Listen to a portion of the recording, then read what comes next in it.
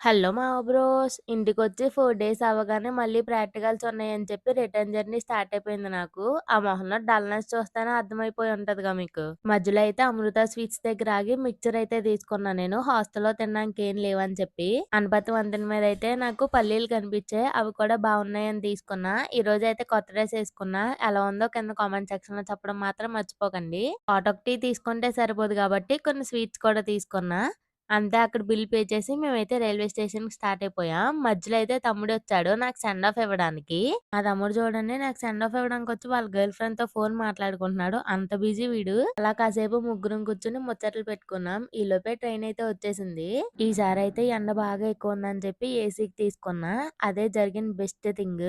అంతే ఇక్కడ స్టార్ట్ అయింది అనపర్తిలో. జస్ట్ ద్వారపూడి ఎళ్ళేసరికి ట్రైన్ అయితే గంట ఆపాడు అక్కడనే. చాలా లేట్ అయింది విజయవాడ రీచ్ అయ్యేసరికి. అంతే మరి ఈ వీడియోకి. Bye guys.